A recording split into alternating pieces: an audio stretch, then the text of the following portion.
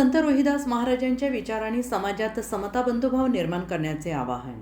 संत शिरोमणी रोहिदास महाराजांनी समाजाला समता, बंधुता, मानवता आणि सामाजिक एकतेचा महान संदेश दिला. त्यांच्या विचारांचा आदर्श घेऊन समाजातील प्रत्येक घटकाच्या प्रगतीसाठी एकजुटीने प्रयत्न करणे आवश्यक आहे, असे प्रतिपादन आमदार डॉक्टर सुरेशभाऊ खाडे यांनी केलं आहे.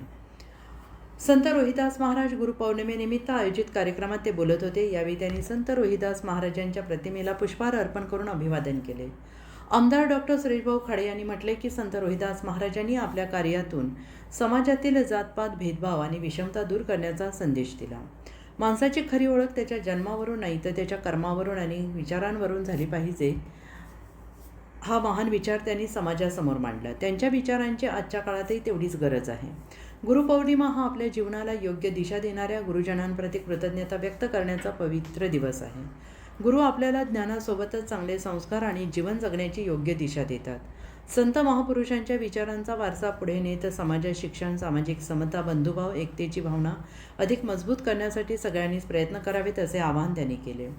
संत रोहिदास महाराजांचे विचार केवळ उत्सव आणि जयंतीपुरते मर्यादित न ठेवता ते आपल्या आचरणात आणणेही त्यांना खरी आदरांजली ठरेल.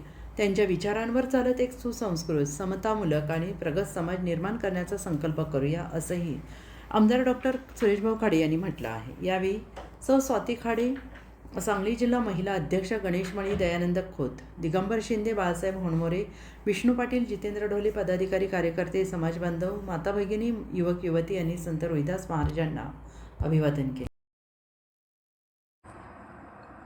अर्धराज्य न्यूज चॅनलला लाईक करा, शेअर करा आणि सबस्क्राईब करा.